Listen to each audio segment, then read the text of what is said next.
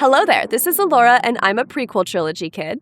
And this is Dave, and I'm an original trilogy kid. And you're listening to What Does Star Wars Mean to You? The show where we talk to all kinds of fans of the franchise, from industry insiders to indie artists, from obsessive mythologists to mega collectors, all for one goal, to take the hate out of the debate by focusing on one fan at a time to find out what does Star Wars mean to you. Plus, it's just fun to chat Star Wars. Yeah, we find it fun. I almost lost all my breath in that introduction. You didn't take a single breath. I did, Yeah. yes. We need to do some more diaphragmatic breathing, Dave. Yes, yes. If I'm going to keep doing that intro, we're going to have to do that. Do just a little bit of training, a little bit of... Yes. I go back to our theater days, right? Welcome to our Cantina Chatter. We have rebranded the episode between episodes. Who knows? Depending on when we record these, we might also be drinking a cantina beverage. Not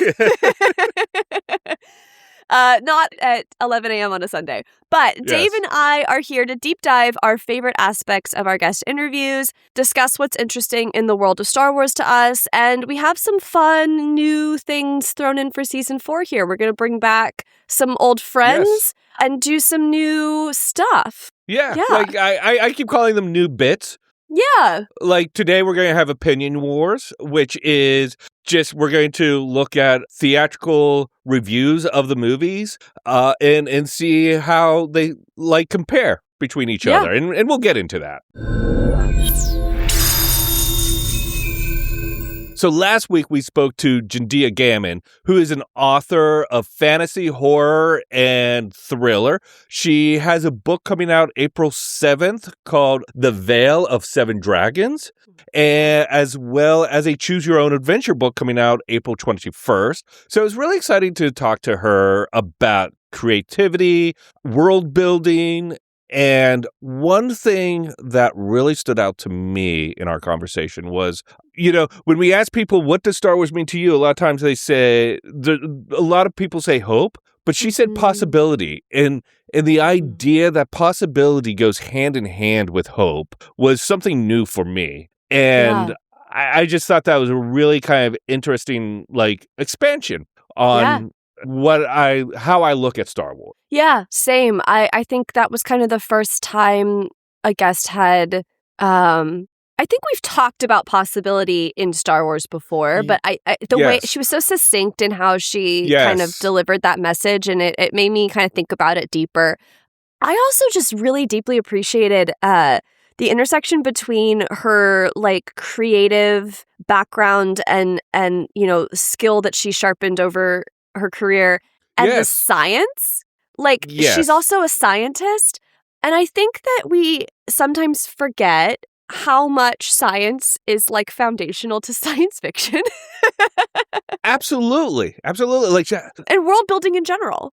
Yes, how she was talking about how important like environmental biodomes are, and like how those affect story and character, and it was really great. I think jealous is maybe too harsh of a word or too harsh of a judgment on myself, but anytime I meet someone who's so left-brained and right-brained, I get a little. I'm like, man, I can barely like make scrambled eggs, and here you're writing books and understand science. We need people who see the world the way Jendia does and who share that perspective in creative story. Yeah. If you haven't listened to it yet, I think it's a great conversation, and I hope we have her back for another Cantina Chatter. So we're starting new segments here. This is a new one. I'm calling this one Opinion Wars for lack of a better title, you know? And one of the things we wanted to do this year is bring back friends of the show. And one of our close friends, Brown Leader, is joining us today. Brown Leader, hello. Hello there. Hello there. Hello there. Thanks for having me back. Oh my God, Thanks for coming back. Now, Brown Leader is from the show Hypserspace Heroes. It's the podcast that features 3 Gen 1 Star Wars fans just trying to make their way in the Star Wars podcast universe. And you've been on the show before to share what does Star Wars mean to you, and we've been on your show, and now that you're back for Opinion Wars. Before we get started, I just wanted to do a rapid fire 5 with the Force with you. And this will be a real chance for the nerds to go back and listen to the previous episode and see if I change any of my answers. Yeah, exactly. And one of the things I believe, because I feel like this changes with me anytime you ask it. So if it does change, I think that's great, actually. Mm-hmm. Number 1, of the movies, which one is your guilty pleasure? Oh, guilty pleasure. That would be probably Attack of the Clones. Yes. I mean, mine. You're in good company. Not that it's really a guilty pleasure, right? Because it's Star Wars. So, yeah. To kind of define it that way. That's mine too. It's got one of my top 3 saber fights. So, I can't complain. It has everything. Mm-hmm. Number 2, what is your favorite? Oh, I need to roll my D6. 5. Alien. What is your favorite alien species? Ooh, great question. Favorite alien species? I would probably have to. Right now, it is Shistavanen, which are the werewolf people. Oh, yes, from the Cantina, and he was the captain from. Yes. Yep. The captain from Skeleton Crew. Currently, what is your favorite line to quote? Favorite line to quote is actually, and it was funny because I forgot about this one when I was on with you guys previously, and it is what I would say is Star Wars adjacent. And I say this every time one of my kids call on the phone, anytime I'm the Scruffy or DB call, which is go for Papa Palpatine. Which is... That's fun. That's a good one. That is probably my number 1, but of course that's no moon because that's how we end every show. Yes. But yeah, go for Papa Palpatine, and I say it so much that Mrs. Brown Leader, who is not really much of a Star Wars fan, at times she will try to copy that if we're in the car and one of the kids is calling, and nowadays it comes over the speakers. And she'll try to answer, but she butchers it every time because she doesn't really know what I'm saying and she doesn't know who Palpatine is. And oh my God, that's so funny. It is so much fun. I think I would stumble over that line all the time. Number 4, besides the movies, what is your favorite Star Wars content? This could be a TV show, comic book, novel, game, Legos. Probably right now, favorite content would be podcasts, honestly. So that's a good one.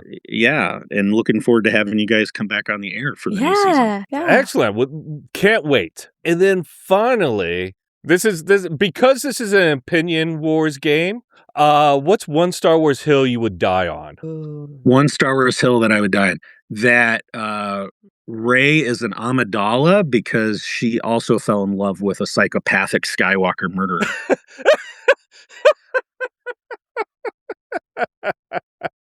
That's a good one. I think with that, this game's going to be perfectly tailored for you.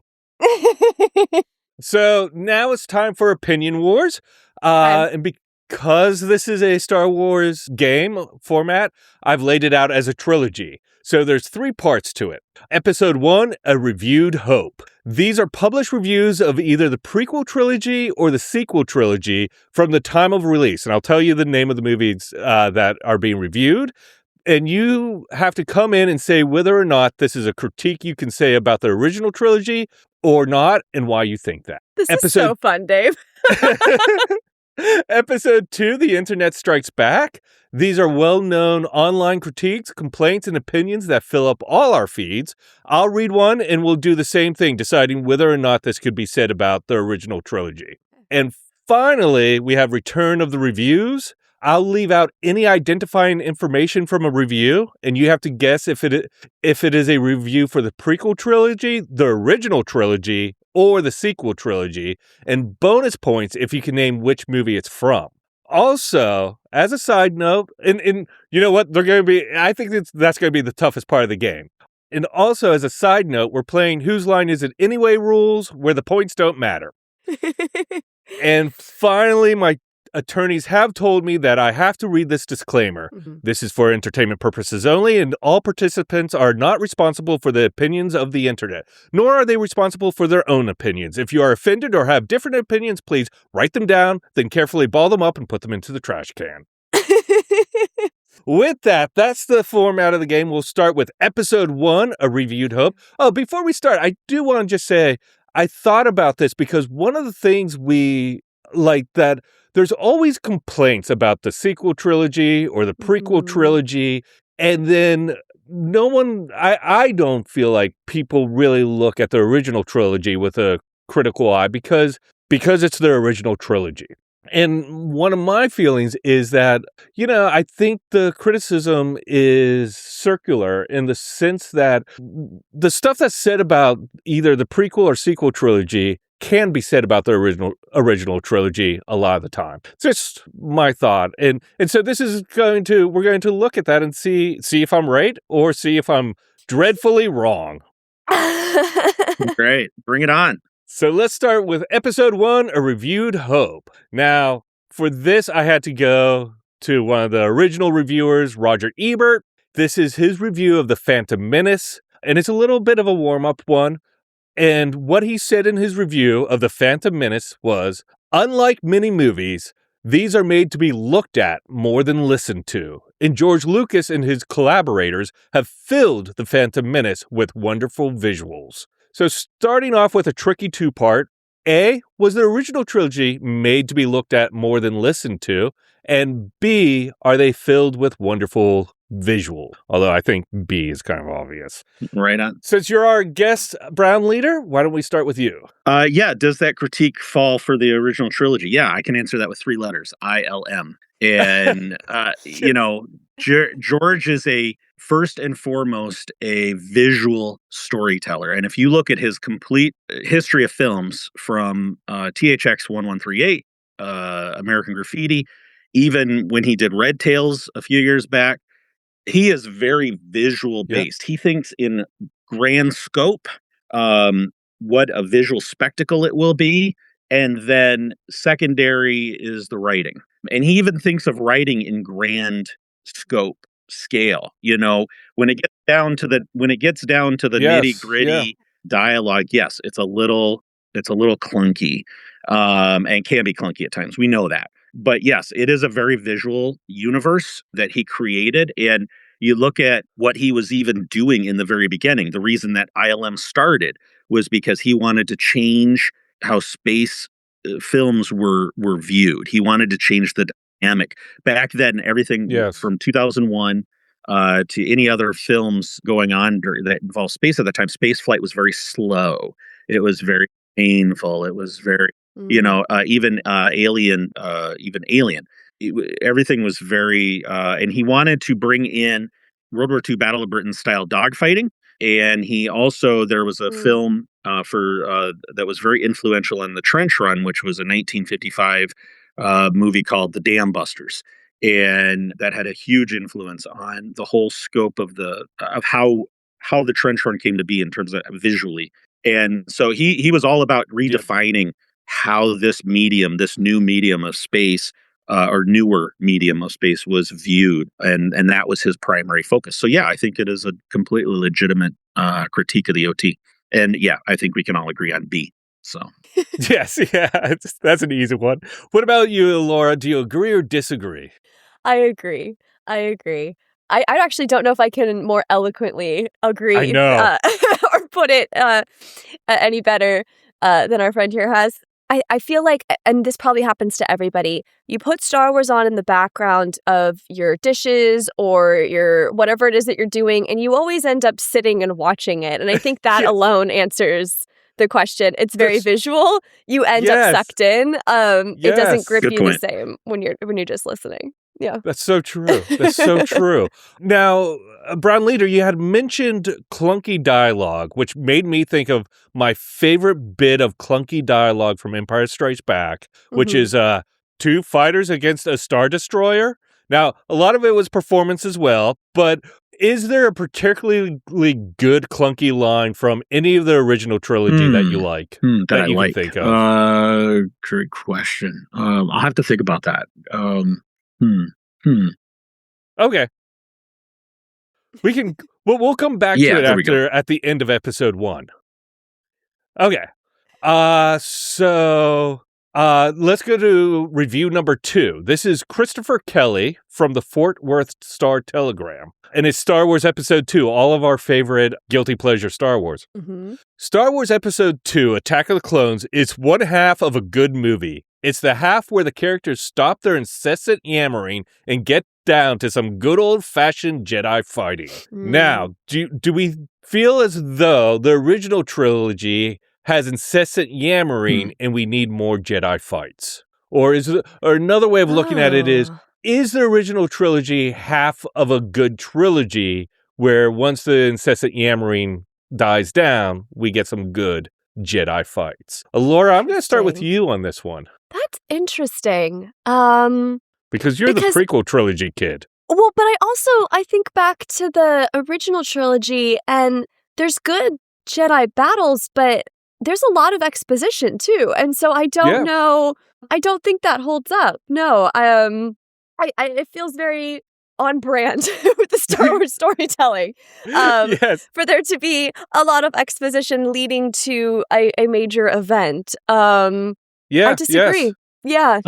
So I think pacing is a little better in the original 3 compared to this comparison, and it's probably why Attack of the Clones is, one of the lower ranked movies when people are being critical about the films, is that it's a pacing in terms of when you look at the structure of each of the original films, there's always something. There is exposition, but then something happens, and then there's exposition, but then something happens, and there's exposition, and something happens. Mm-hmm. It does take a little while for Attack of the Clones post the what is it? Or no, that's in Revenge of the Sith where the Naboo ship blows up. But yeah, it does take it takes a little while for Attack of the Clones to warm up. So no, I don't think it's a reasonable criticism of the OT. Yeah. Excellent. Yeah. I as judge, I feel like I can't disagree or agree. But I think you both I think you make excellent points. Let's see. What is this?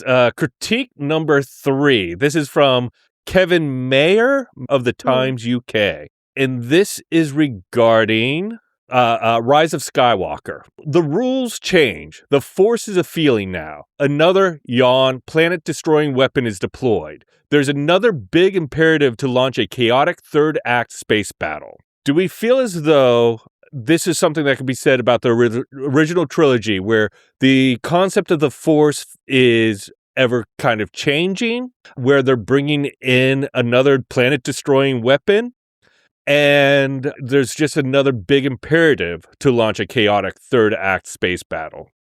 Ooh. Yeah. Came in swinging, Dave. I know.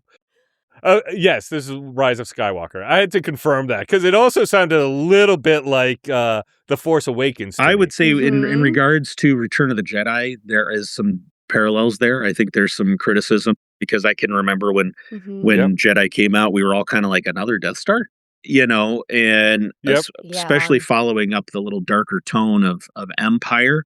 I don't know if the rules changed as much, but in terms of super weapon of the week, sure, I can definitely, another planet destroying weapon is deployed. Yeah. And then there's another big imperative to launch a chaotic third space battle, third act space battle. Yeah. But I think that's a trope for a lot of the Star Wars movies, really. Absolutely. Right. How do you beat that? It was already a Death Star. The only thing bigger, better, planet is the weapon, is what I mean. Yes.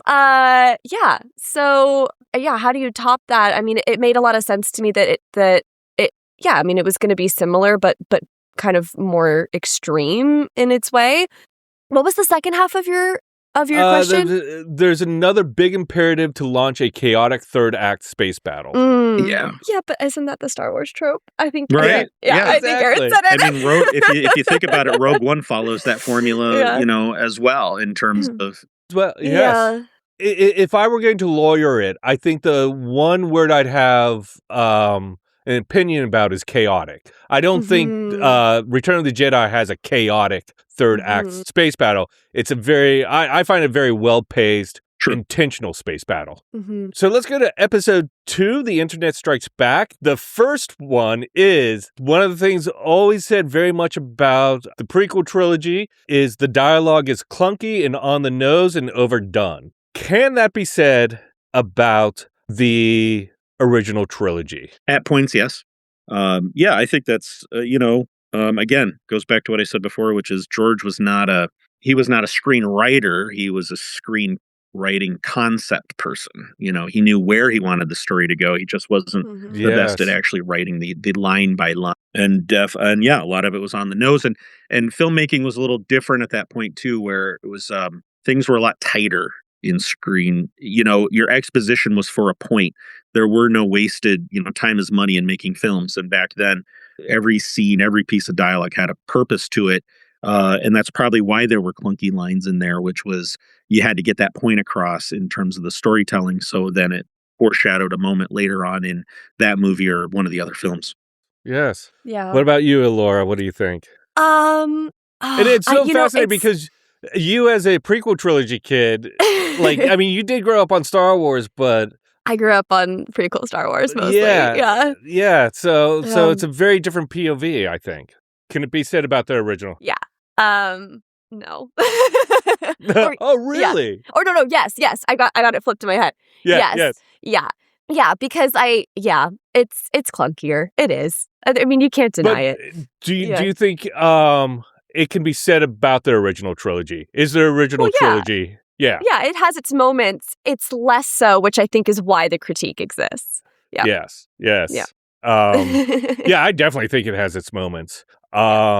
Now, for another thing that was big for the prequel trilogy is the acting is wooden. Is that a critique we could say about the original trilogy? Is the acting wooden in the original trilogy at all? I don't think so. I know what they're talking about in the prequel trilogy, and I think it was less about the acting and more about the directing. Sometimes there was a lot of time between actions that wouldn't have made sense, maybe realistically, in the moment, in the heat of battle. Lots of stalling. Brown leader. Yeah, you're contemplating no, I don't think it was as wooden in the original trilogy. People were definitely committed to their parts a little bit, and if anything, it was just the dialogue itself that was, Harrison Ford's famous, comment about, well, you try to speak this, you try to say these words, right? Yes. So no, I don't think it was as wooden. And I will say something that an interview I read, probably in the last year or so, with talking about the prequels and the wooden acting, because Hayden got a lot of hate, and he said something in an interview that I read or heard sometime in the last year or two, and it was when he was doing those two films, he was trying to speak like Edward James Olmos as Darth Vader, and he was trying to pick up on that cadence and that speech style. And when I heard him say that, I was kind of like, some things clicked, and I was like, oh, that makes sense now, because he did come across at times. He came across as kind of wooden, and he got a lot of hate for it. But when he said that, I was kind of like, okay, all right, I'm good now. Respect the decision. And I think you meant James Earl Jones. You said I'm good. I was like, Galactica? The captain from Battlestar Galactica? In the final one for The Internet Strikes Back, this is about the sequel trilogy. Rey is a Mary Sue. Can you say that Han, Luke, or Leia? I think mostly Luke. I think Luke is the parallel character to Rey. Is Luke a Mary Sue? Or what's the male version of a Mary Sue? Eddie Lee. Is Luke an Eddie Lee? People are furiously Googling that right now. It's like, really? Is that what it is? Made it up. No, it's not. No, we made it up. Who do you want to start? Let's start with you, Brown Leader. I'm going to go to Kenobi's infamous line. It's from a certain point of view. So I think that when I was in the theater at 6, 7, 9, watching the original trilogy, no, Luke was not a Mary Sue, right? And again, you go to the storytelling of the time.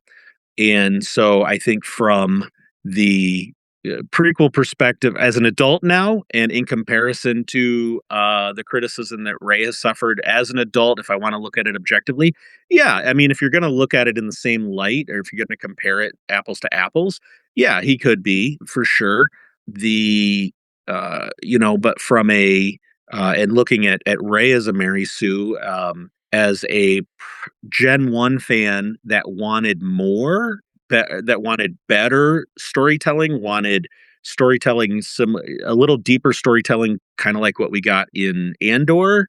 We wanted more. We didn't want another Mary Sue reaction, and maybe that's why there was such the negativity to it. We wanted better storytelling.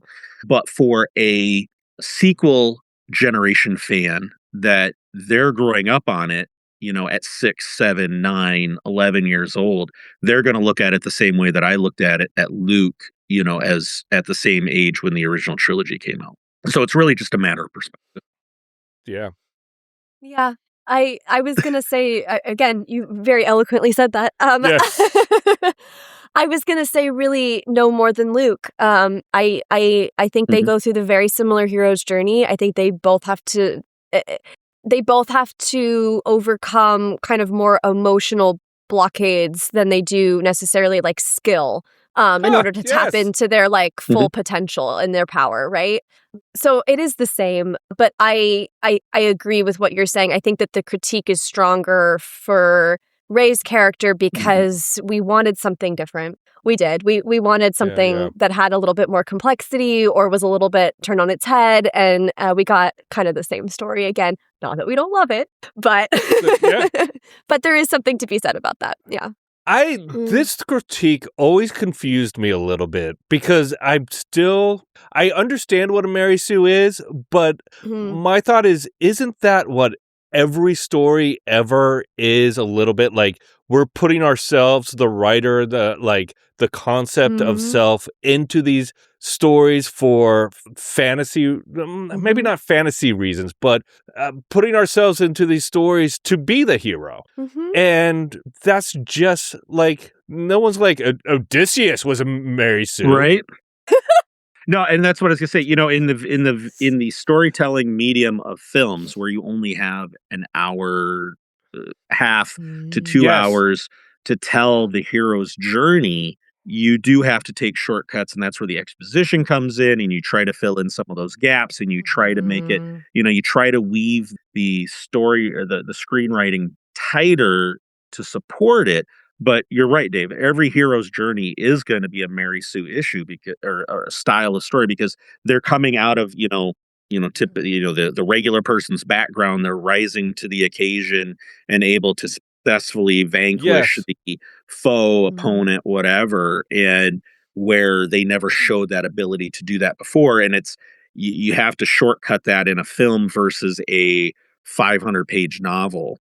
Or something like that, where you have the time, or even a TV show where, episode 1, you get to what used to be episode 22. Now it's episode 8, 10, in a series where you can show that progression over time. But in a film format, you're always going to run into that, I think. Yeah. Yeah, there's not always time for a Rocky montage of beating up beef and bench lifting trees. Yes. Just, we don't have that time. Okay. Very good. I love your points on those.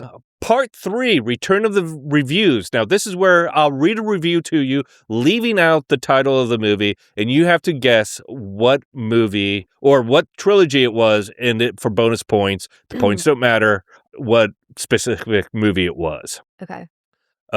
I have to be careful because I have the name of the movies here. So this is Matthew Lecagna from the San Diego Reader, and he said, "The devoted will no doubt be delighted. For the rest, a resigned acceptance may be the safest path to enjoyment." So is that from a prequel trilogy movie, original trilogy movie, or a sequel trilogy movie? Yeah, say that again. Say it again. Absolutely. The devoted will no doubt be delighted. For the rest, a resigned acceptance may be the safest path to enjoyment. I almost feel like that's Force Awakens or a Phantom Menace, but probably a Force Awakens. Yeah, it has to be the first episode of a new trilogy for sure. Yeah. I think it's Force Awakens. Yeah. Okay. And you say sequel trilogy, Brown Leader, or Force Awakens? Prequel trilogy. Yep. Okay, you're both right. It's the prequel trilogy. I mean, sequel trilogy. But this was for The Last Jedi. Oh. Okay. Interesting. Right? The Devoted That's my favorite in that trilogy. So, I know. The Devoted did like it. The Devoted will no doubt be delighted. For the rest, a resigned acceptance may be the safest path to enjoyment. Oh, shit. Okay. All right. I can see that. Yeah. I should have guessed that because I know that it's the most contested, but I will tell you, if you use these reviews on me, I would get none of them right. Oh, okay. I was super impressed you got sequel trilogy. That was right on. I was like high five. High five. Okay, number 2. It's not as fresh and funny and surprising and witty, but it is nice and inoffensive, and in a way that no one associated with it need be ashamed of. It's also silly. I'll read it again. It's not as fresh and funny and surprising and witty, but it's nice and inoffensive, and in a way that no one is associated with it need be ashamed of. It's also silly. Is this Attack of the Clones? I almost want to say Phantom Menace. A lot of Jar Jar. I'm gonna go Attack. Let's shake it up. Okay. I'll go Attack. I'll go Phantom. Okay, you'll say Attack of the Clones. So you both say prequel trilogy. Brown Leader is Phantom Menace, and Elora is Attack of the Clones. It is The Empire Strikes Back. Wow, interesting. Whoa, someone was grouchy that day. Yeah, right. It's silly. It's silly? Yeah, That's like the most beloved of all of the movies. Huh. Right? Yeah, it's considered one of the most, yes. Yeah. That's okay. That's hilarious in of itself. I would have never described that one as silly. Yeah. I thought it had to include Jar Jar to have that word thrown. Yes. That's why I think Yeah. Yeah. I totally can see that. Okay. Okay, the final one. This is by Peter Travers and Rolling Stone. The actors are wallpaper, the jokes are juvenile, there's no romance, and the dialogue lands with the thud of a computer instruction manual. But it's useless to criticize the visual astonishment that is this movie. Revenge of the Sith. Only because of that last line. But it's useless. Yep. Yeah. Yep. Okay. I'll read it again. The actors are wallpaper. The jokes are juvenile. There's no romance, and the dialogue lands with the thud of a computer instruction manual. But it's useless to criticize the visual astonishment that is. I'm going to say Attack of the Clones. So you both say Prequel Trilogy and Attack of the Clones from Brown Leader and not Last Jedi, the Sith Awakens. Revenge of Sith. Although episode 10 better be called The Sith Awaken. And Quimir better be like somehow returned. Yes, Quimir. Right? Teleports there. Mm-hmm. This was Star Wars Episode 1, The Phantom Menace. Okay. Really? Yep. I don't think of that one as having the most clunky dialogue. Okay, interesting. Well, and it's surprising that somebody's looking for romance. Yes. You know? You're right. That's right? What? That's why I didn't pick Phantom Menace, because I was like, maybe they're just right. Maybe they're just talking about, Hayden and Padme, and they just didn't like the chemistry between the two of them as their romance is budding. That's why I said Attack of the Clones. But okay. All right. Yep. Okay. But I think kind of what this all shows throughout the discussion is sometimes the reviews don't match the movies, and sometimes our opinions don't match the movies. And what can be said about one movie could be said about another from a certain point of view. Mm-hmm. Yes. Well, thank you. Thank you for joining us, Brown Leader. That was awesome. Yeah. That was a lot of fun. I'm glad. I'm hoping we'll do more of these. Me Brown too. Leader, where can people find you? Yeah, so you can find us on all the socials. Just type in Hyperspace Heroes Podcast or Brown Squadron. You can find us typically. All of our DMs are open. You can email us at brownsquadron@gmail.com. And you can find all of our links to everything, whether it's our socials, YouTube, at beacons.ai/Brown Squadron. Awesome. And all those links will be in the podcast notes. So if anyone wants to just jump down and go right in there. Brown Leader, thank you so much for joining us for the Opinion Wars. Title still a work in progress. And until next time, may the Force be with you. May the Force be with you. That's what Star Wars means to us this week. I want to thank Brown Leader again for joining us for Opinion Wars. I had a lot of fun with that. And like my favorite part was the return of the reviews. I was so surprised at how, like, if I were to do this again, I'd want that to be the whole game where we just read reviews of Star Wars movies and try to guess which movie it's a review for. I thought that was it was very funny. It was great. Also, I think that it rightfully illuminated that sometimes it's just complaint. Like, yes. Like, you know what I mean? Yeah. Like, if you can truly attribute it to anything, then maybe it's not actually a substantial critique. Yeah, absolutely. But let us know what you thought about Opinion Wars. You can do so on our socials at Star Wars Mean to You. That's at Star Wars Mean, the number 2 and the letter U. And next week, we have Mitch and Bailey, who are Star Wars influencers as a team. Yeah. And, but more than that, they're also, like, artists. Like, I think they made a life-size K2SO. Yeah. They make their own costumes. They do a lot of artwork. Just a lot of fabulous Star Wars work. Their content's so much fun, and they were a delight to talk to, and their energy was very infectious. I could have talked to them all day. Yes, yeah. It's like someone I want to have a watch party with. Yeah. And then in 2 weeks, we went to Emerald City Comic-Con this past weekend, and we're going to have clips of interviews we did, like Man on the Street interviews. We did the Star Wars experience there. We'll talk a little bit about that. We talked to cosplayers, and we just have some audio from it. We have peaks and pits to share about Emerald City Comic-Con, so stay tuned for that. And until then, may the Force be with you. And with you.